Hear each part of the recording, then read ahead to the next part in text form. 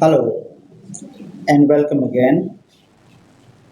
In today's lesson, which we will be taking from Unit 2, it's about animals. Before we start about the poem itself, let's get to know a little about the poet. Walt Whitman was a major figure in the early American poetry. In an age when all poetry was rhymed and metrical, Whitman made a break with traditional and wrote a revolutionary new kind of poetry in free verse. He was a non-conformistic in all respects, including his social life. The poet tells us that he feels more at home with animals than humans. What he finds complicated and false. So you see that this poem in the old days was something which was not in trend. The trend at that point was to write something which rhymes with each other. Here, Whitman has written something which we now call free verse, which means that it is not necessary that the poet will rhyme each line with each other. We will see this in the course of this video, that how the poet has put together a very nice comparison between humans and animals. We will have a little introduction to the lesson.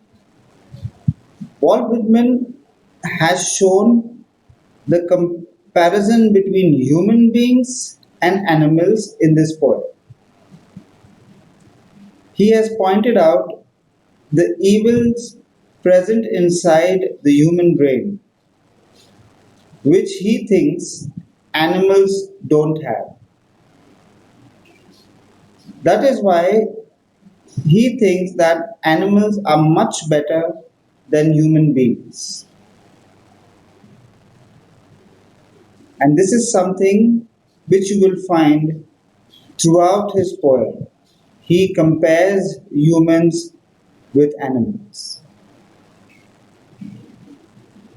The opening line itself says, I think I could turn and live with animals.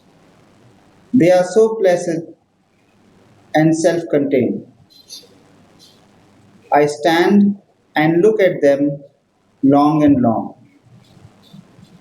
So, in the opening line, it says that the poet at this point of time doesn't mind turn. And by here, when you say turn, he talks about converting his way of life to the way animals are. Okay, the poet talks about a transformation from life among humans to a life among animals. According to him, animals are not easily upset and are self sufficient in life. When the poet observed them over a period of time, there are a lot of interesting things he has observed and put forward in this particular poem.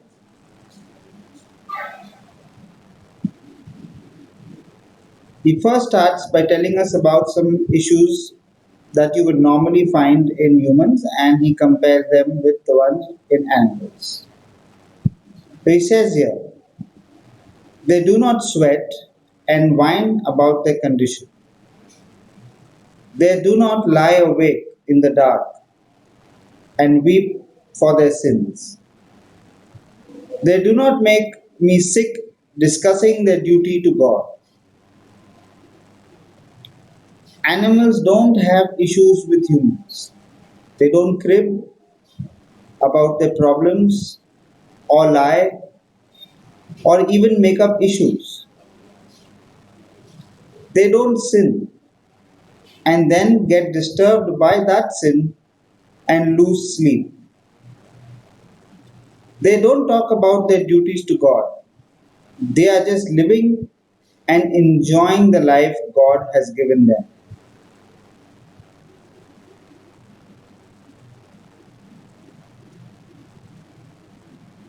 Most animals are self satisfied.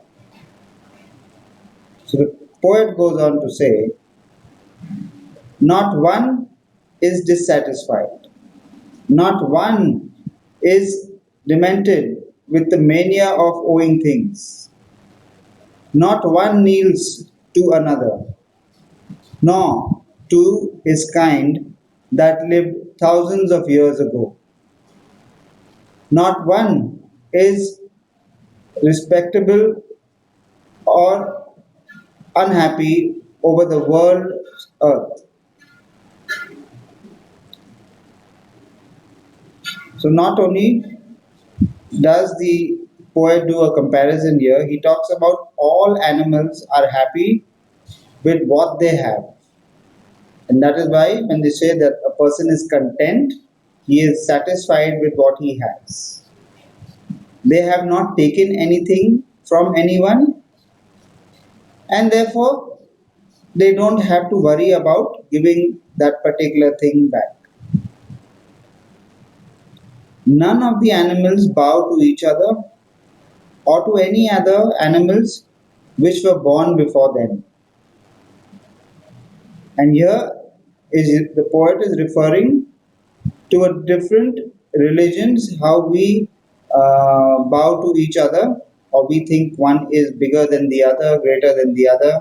We also have a lot of emphasis on our past, who was our forefathers, but the animals don't do that. And most of all, none of these animals are worried about the problems that Earth has right now. They are living the same way that they have been for thousands and thousands of years.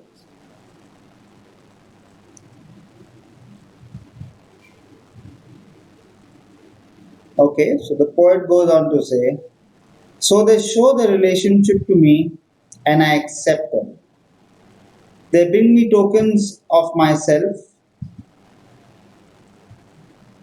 they evidence them plainly in their possession.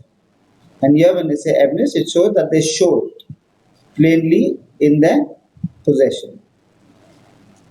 The poet refers to animals showing their relationship with other animals. They don't hide things. If an animal uses other animals as food, they don't hide that fact as well.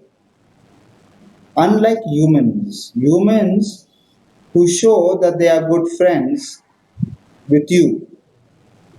However, it's normally the opposite. These animals will show the actual relationship or intent plainly in sight and not hide anything. And this is what the poet respects about these animals. I'm sure many times you may have visited a jungle or a safari and seen these animals in wild. You may have also even seen TV and seen how wild animals hunt other animals. Or rather, I would say the carnivorous animals help the other, or rather, hunt the other animals.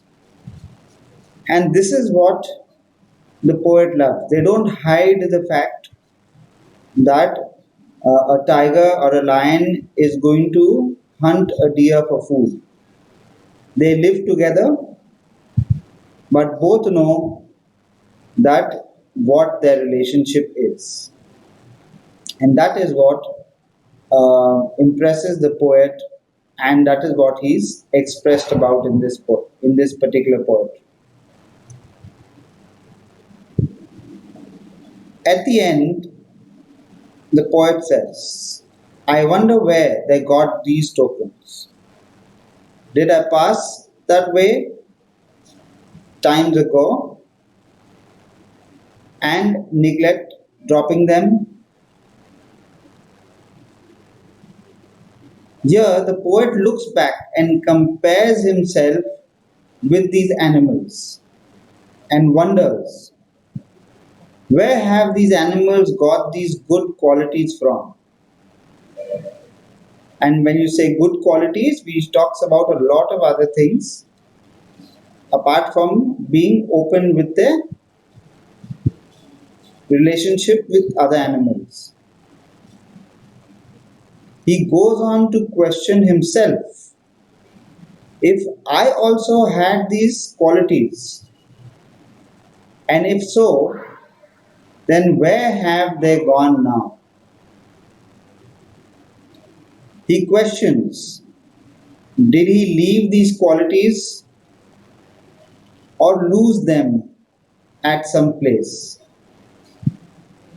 He looks back to see that humans also once had these qualities like innocence, kindness, truthfulness, and many more, which are now seen in animals and are not so very common in humans.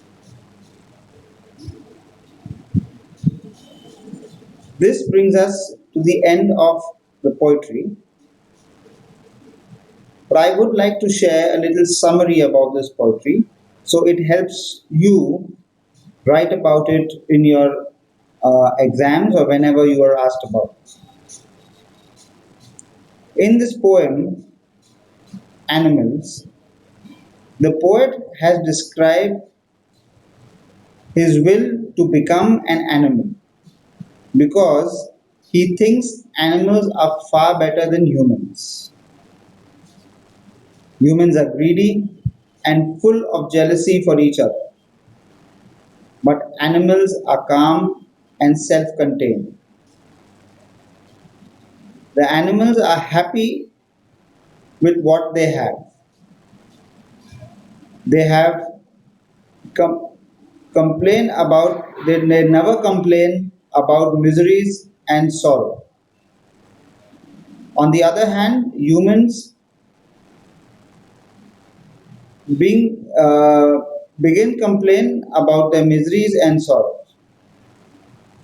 They give more importance to people who are rich, beautiful, powerful, or even strong. Most of the time, they are restless because of their wrongdoing and run behind luxury. On the other hand, animals are honest about their relationship and don't give importance to a particular class. They live a life which is full of honesty and less of greed and jealousy.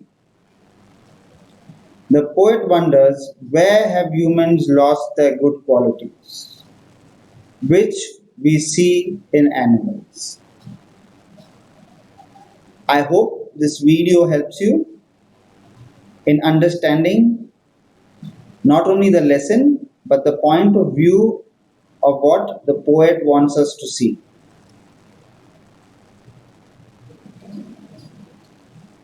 Please go ahead and subscribe to this channel. Like this video if you like it.